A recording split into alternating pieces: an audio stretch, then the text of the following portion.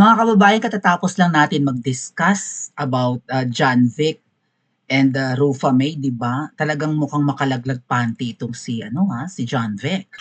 Kasi marunong magpakilig, no? Mukhang inieksenahan si Rufa. Maybe sa lahat ng babae, no?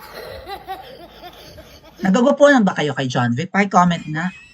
Oh, I mean, nagpapatwitan si John Vic kay Rufa May recently, and then ito namang si Auntie Claire, kinikilig rin pala kay John Vic. At hindi lang kay John Vic, pati pa kay General Torre. Talaga bang nakakahumaling ang mga lalaking ito? Lalo na si John Vic? Sino ba ang mas nakakahumaling? Si John Vic o si Torre? Kinikilig si Auntie Claire. Ngayon, eto nga po si Miss Marlica at kadidiscuss lang natin. Panoorin niyo po sa main channel, no? Yung eto ngang post ng billionario.com. I think nagpa-interview si John Vic sa program ni Rufa May. Politico Talks, yung kanilang program. Isang host si Rufa May dyan. Gusto kong malaman, how will I call you? Sabi niya ni Rufa May. Pwedeng love, sweetheart. Iba rin talaga magpatwitang si John. Tangkad pa namang tao ito. Hindi kaya Mr. Tubig rin itong si John Vic, mga atit kuya? Baka Mr. Tubig rin ito eh. Sabi nga ni Miss Marlica, diba? Balita ko nagwala si Satanas dahil sa post na to. Paano na yan, John Vic? Hindi na pulido. Ay, ganun, hindi pulido. Sino mang pulido yun, diba? Gretchen ba? Hindi na kay pulido ang kanyang galawan, kay Rufa May na. Ganun ba yon? Nagselos daw si Ma'am Shi, mga ating. Nag-jelly de Belen daw si Ma'am Shi, nag-jelling-jelling. Teka muna, marami yata talagang, iba ang karisma ni John Vic. Iba ang kamandag ng Caviteño, ganun ba? Iba ang halina? Iba ang diskarte? Makalaglag panty, baga tangkad pa naman ni John Vic. Sigurado ko malaki ang niya. Sweldo. DLG Secretary eh. Eto nga, pati si Auntie Claire yata. Auntie Claire, kinikilig ka. Auntie Claire. Hoy. Auntie Claire ha, mayos ka. Nahuhumaling ka, Auntie Claire? Si Rufa May kaya, ma-resist kaya ni Rufa May ang charm ni John Vic? Ito si Auntie Claire, kinikilig. Basahin natin yung balita. Teka. General Torre or John Vic? Natanong ba si Auntie Claire dito? Nagpa-interview. May Malacanang press corps ba? Tapos natanong si Auntie Claire? General Torre or John Vic Remulla? Ang sagot daw ni Auntie Claire pareho Hindi ko kaya. Ay, pabebe. Parang si Ngiwi rin. Si Auntie Claire pabebe, no? Di ba sabi ni Ngiwi, hindi ko kaya. I don't think I can take it. It's too big. Hindi ko kaya, pareho. Hindi daw niya kayang mamili naman, mga kababayan. Hindi daw niya kayang mamili. Sabi ni Auntie Claire, mahal ko silang pareho. Ay, taray. Mahal na agad. Mahal na agad, ateng. Hindi pa pwedeng, hindi ko kayang mamili kay John Vic at saka kay General Torre kasi pareho kasi lang hinahangaan. Hindi pa pwedeng paghanga muna, Auntie Claire? Mahal agad. Ano kaya nangyayari sa Malacanang? Bakit parang iba ang leveling ngayon, no? Parang mga Makati sila ngayon. Makati ang kamay, Makati ang paa, o Makati ang lahat ng bahagi. Pa-comment nga dyan sa comment section. Kung di ka pa nakakapag-subscribe, mag-subscribe ka na, pindutin mo rin yung bell icon. Nakasubscribe ka nga, di mo na pinindot yung bell icon, di mo naka-notification. Kapag nag-upload ako ng video or may bago tayong vlog, pakipindot yung bell ha, hoy. Tapos comment ka dyan sa comment section po. Basahin natin yung article. Mahal ko silang pareho, sabi ni Auntie Claire. Hindi nakapili si Presidential Communications Office Undersecretary Claire Castro, also known as Auntie Claire, nang tanungin kung sino ang mas paborito. Paborito lang naman pala. Paborito lang? Mali naman ang sagot mo, Auntie Claire. Ano ba yung Freudian slip? Nadudulas kaya, Auntie Claire?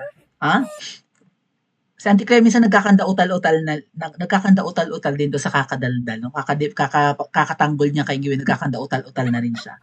Nang tanungin kung sino ang mas paborito niya sa pagitan ni Nicolas Torre III at John Vic Remulla. Sa isang panayam, diretsang tinanong si Castro kung sino ang pipiliin niya sa dalawang opisyal. Pareho hindi ko kaya, pareho, mahal ko sila pareho.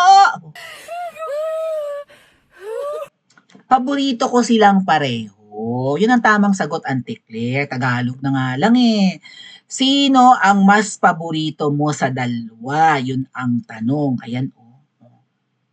Hindi ko kayang mamili kung sino ang paborito ko dahil pareho ko silang paborito or pareho ko silang gusto. Safe yung sagot ni Auntie Claire actually. Pero bakit mahal agad ang sinabi? Bungol ka, Auntie Claire. Tinatanong ko ng paborito mo. Kung tatanungin ka kung anong paborito mong ulam, kung adobo ba o sinigang, pwede mong sabihin, paborito ko yan pareho. Kasi parehong masarap. May panahon para sa sinigang, may panahon para sa adobo. Magki-crave ka ng sinigang paminsan-minsan, lalo taglamig. Ganon din pag adobo, lalo na pag, tama ba, pag summer. Hirap, nagutom Kems. Oh. Hindi ko kayang pumili between adobo and sinigang kasi pareho ko silang paborito. Kasi ang tinatanong ko, Auntie Claire, paborito. Mahal agad, kerengking. Manang-mana ka kay Anis. Siguro to si Auntie Claire, kinikilig rin kay John Vic, no? Kaya lang, hindi niya pwedeng piliin si John Vic kasi lalabas na, ayaw mo lang kay Tori kasi pangit si Tori, maitim pa.